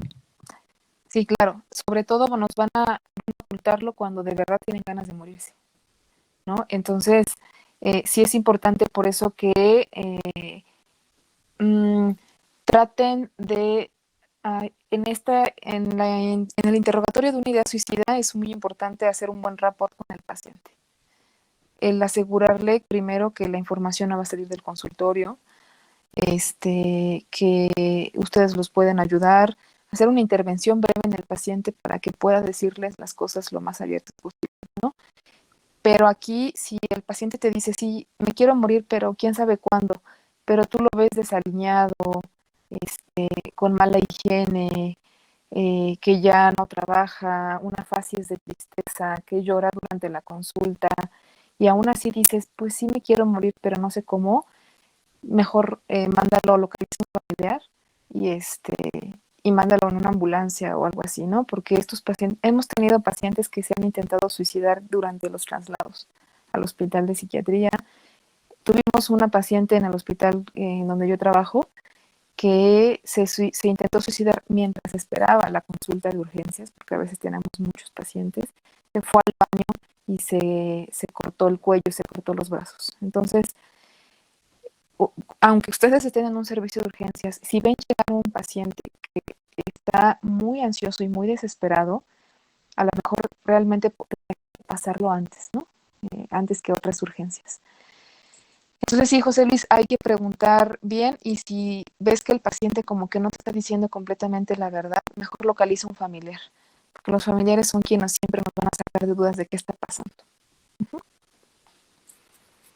Gracias, Doctora, doctora. y por ejemplo, en estos pacientes de que no quieren quedarse en urgencias, o sea, quieren que los dejen ir, y dicen, "Yo ya no quiero estar aquí, nosotros tendríamos que hacerle firmar que él se requiere retirar por su propia cuenta, pero él no tiene como tal cierta facultad para decidir porque tiene ese trastorno". Aquí tiene un juicio catatímico, o sea, está guiado por su pero sabe lo que hace. O sea, los pacientes que no pueden decidir sobre sí mismos son los pacientes psicóticos, son los pacientes con discapacidad intelectual, demenciados, en delirio, que perdieron la conciencia.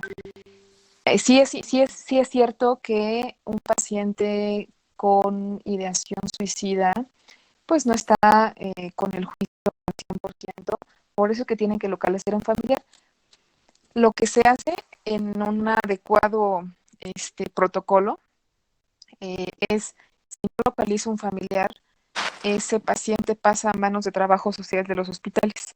Trabajo social tiene que ir al domicilio de los familiares del paciente y si no, el paciente muchas veces no coopera y no nos dice nada, ni el teléfono de un familiar, ni nada, o sea, realmente nada. Lo que hace el trabajo social es ir a la casa de los pacientes, dar un aviso al Ministerio Público también, en este caso, y si de plano no se puede localizar nada, porque desgraciadamente en México esta parte del paciente con ideación suicida no está del todo bien regulado, entonces es bien difícil que a veces logremos localizar un familiar y que trabajo social haga esta parte, ¿no? Si de plano no, pues ahí se hace que el paciente firme, ¿sí? Y tú ahí tienen que poner una nota aclaratoria, siempre tienen que poner todo lo que hicieron. Se habló con trabajo social, sin embargo, trabajo social no lo pudo localizar, el paciente niega, no quiso darme ningún teléfono, se intentó con su INE en la dirección, se intentó, pues, no sé, trabajo social tiene algunos métodos para localizar familiares de pacientes, entonces, si de plano no agotaron todos los recursos y no se pudo localizar nada, sí el paciente les tiene que firmar esto de que no quise dar datos familiar, no quiero internarme y el médico me orientó acerca de los riesgos de ahorita. Sin embargo, no es mi deseo iniciar un tratamiento mediante hospitalización, etcétera. Y les firma ahí. Es importante que el paciente les ponga todo esto, ¿eh? En nosotros en psiquiatría, por ejemplo, en las altas voluntarias, ya nos pidieron que el paciente por su puño y letra ponga todo esto por escrito, porque antes lo imprimíamos y nos lo firmaba nada más. Pero bueno, eso ahora también es un problema. Muchos pacientes ni siquiera firman con su firma real, hacen cualquier otra cosa, entonces nos piden que pongamos el nombre, que el paciente por su puño y letra ponga todo esto. No me quiero hospitalizar, el médico me orientó acerca de los riesgos que esto implica, asumo la responsabilidad y no acepto el tratamiento, su nombre, su firma y la fecha en la que está haciéndolo. Porque de verdad son problemas legales bastante serios cuando llega a verlos, toda esta serie de pacientes, ¿no? Entonces sí es cierto que no tienen un juicio totalmente conservado, sin embargo, tienen facultad de decidir si de plano no se localizó a ningún familiar mediante trabajo social, si no, Ministerio Público no pudo hacer nada, pues el paciente se va. Y desgraciadamente en México es raro que se haga todo este proceso en los hospitales generales de zona, en un servicio social, que es en donde ustedes, si no son psiquiatras, van a trabajar. Normalmente el paciente con ideación suicida se manda a su casa si no quiere internarse, se trata o se tachan de manipuladores. Entonces, como que se va perdiendo esta línea de tratamiento correcta en estos pacientes. Y si a eso le sumamos que tenemos poco acceso a los centros de salud mental, pues los pacientes tienen un mal pronóstico, ¿no? Pero sí es importante que siempre vean estas partes legales en estos pacientes, además de ayudarlos, ¿no? Siempre, nunca sospechen que un paciente está manipulando.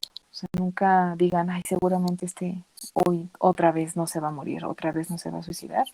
Siempre créanles, ¿no? En esta cuestión, aunque sean borders, aunque sean histriónicos, siempre créanles. Por ellos y por ustedes. Uh-huh. Doctora, y en caso de que no quieran firmar, se les dice, no, tienes que firmar y ya te puedes retirar. Si no, les dicen, no quiero, yo ya me voy así. Híjole, eso sí pasa, ¿eh? Sí pasa y siempre ahí, si el paciente sale corriendo, se escapa del hospital, porque también nos ha pasado, tienes que hacer una nota informativa. Y eso ya es una cuestión administrativa, que se hace a través de trabajo social, de tu jefe, en donde todos ellos firman, tienes que buscar testigos.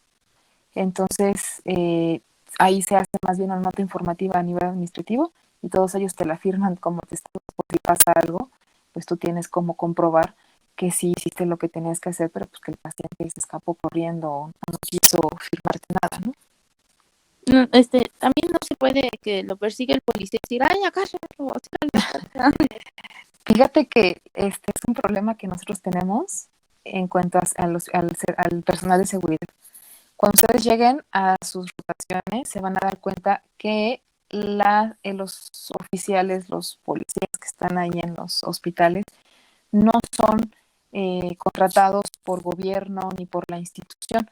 Es como un servicio subrogado de como que servicios de seguridad privada. Entonces, ellos no tienen la facultad de tocar al paciente. Tienen prohibido tocar a cualquier persona. Entonces, no están primero capacitados para intervenir sobre un paciente psiquiátrico. Y después, si tocan a un paciente, lo lastiman o algo, hay repercusiones legales sobre el policía.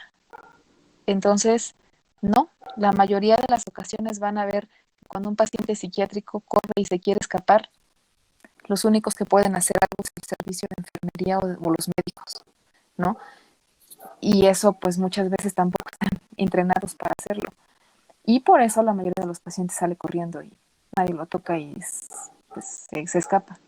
Por eso, porque no tenemos bien regulado nada de estas situaciones aquí. Gracias, doctora. ¿De aquí? Doctora, una pregunta. Sí. ¿Hay algún tipo como de triage en urgencias psiquiátricas? ¿Para ir pasando a los pacientes? Ajá. Sí, tenemos códigos también en el servicio de psiquiatría, dependiendo de los colores, ¿no? Los pacientes que tienen que pasarse primero son los agitados. Son los pacientes que están en un franco episodio de agitación psicomotriz. La causa se verá después, pero son los que pasan primero, ¿ok? Porque normalmente pueden llegar a lastimarse, pero sobre todo a lastimar a los demás pacientes que están ahí. Entonces son los primeros. Y estos pacientes incluso llegan en las ambulancias sujetos ya. Hay ambulancias especiales para traslado de pacientes psiquiátricos. Después les paso los teléfonos, porque no cualquier ambulancia puede llevarse a un paciente agitado. Y este es otro tema muy largo a nivel legal. Entonces, el primero es el paciente agitado. Después están los intentos suicidas, ¿no? Pacientes que están intoxicados, pacientes que están heridos por un intento suicida, ¿ok? Las crisis de ansiedad también son una urgencia psiquiátrica que tiene que revisarse incluso en tercer nivel. Los pacientes, en este caso los pacientes maníacos que no estén agitados, ¿no? O sea, porque eso entraría como prioritario, pero los pacientes maníacos que sí están pues muy disruptivos, quizá verborreicos también a continuación. Y ya lo demás pues es el resto de los pacientes, ¿no? Ya con consultas como más, que incluso pudieran ser más ordinarias, ¿no? Un episodio depresivo leve, moderado, ansiedad generalizada, todo lo demás que implica ya trastornos quizá más crónicos. Gracias, doctora. ¿De qué? Sí, Alex.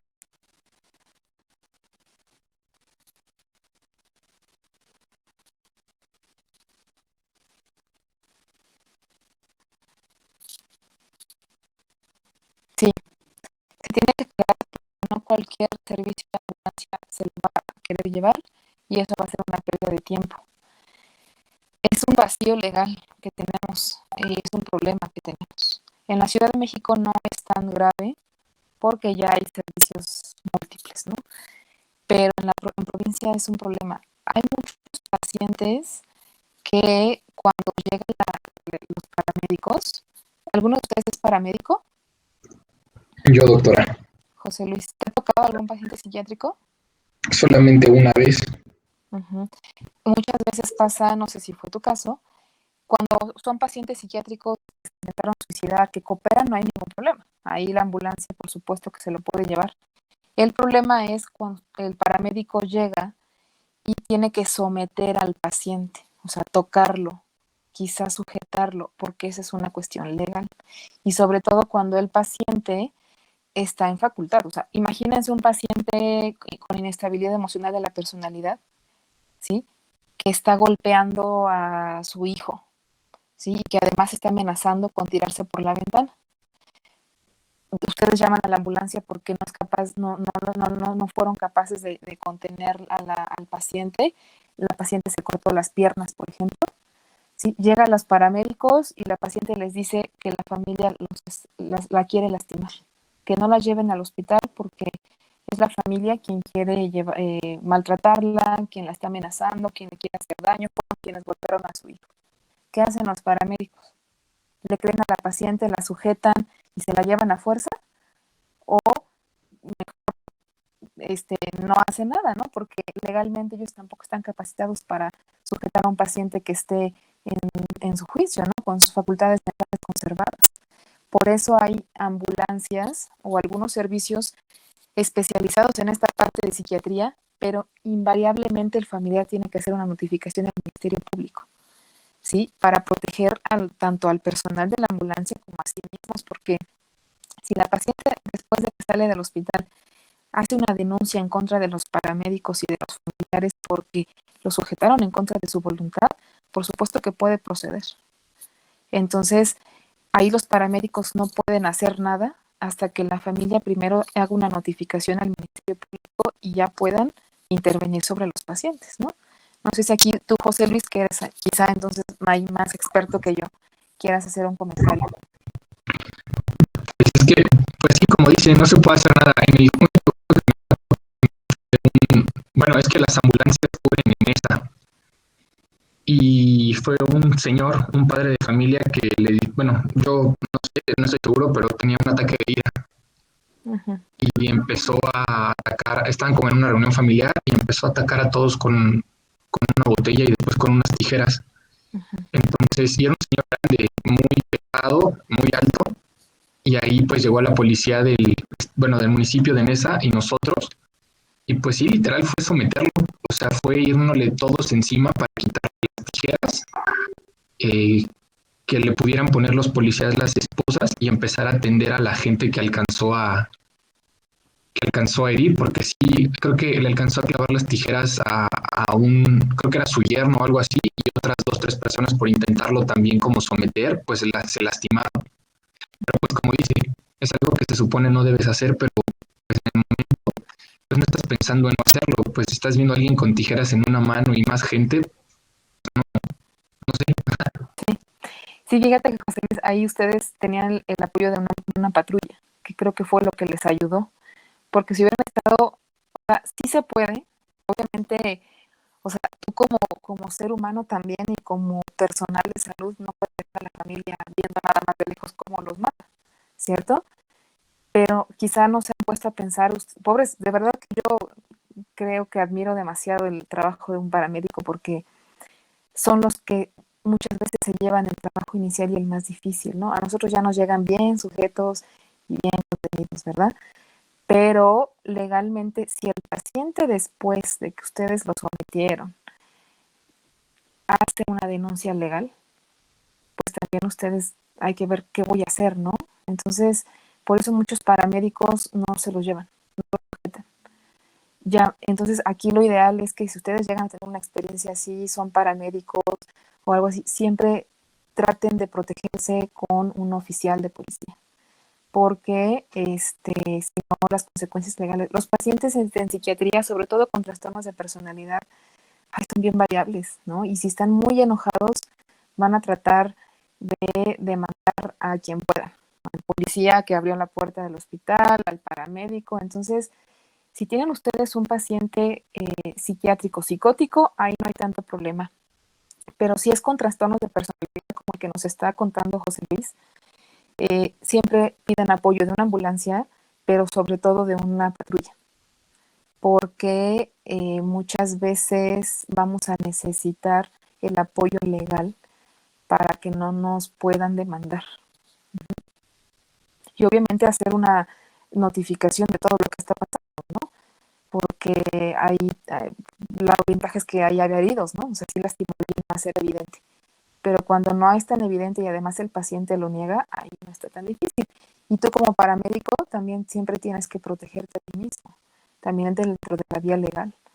Entonces, sí trata como de siempre en estas situaciones, hablar o pedir apoyo también de una patrulla. Ok, bueno, pues, pues yo creo que ya es la 1. Entonces, si no hay ninguna otra pregunta, vamos a terminar entonces el viernes, ¿les parece? Para que la próxima semana entonces hagamos el examen. ¿Vale? Sí, doctora, Usted nos avisa del horario, ¿verdad? Sí, por favor, tengo que checar esto de los horarios, entonces yo te aviso en un ratito a que nos vemos el viernes. Va a ser ya menos tiempo porque nos faltan temas ya cortitos. Entonces, si necesitamos terminar para aclarar algunas dudas y poder hacer el examen la próxima semana.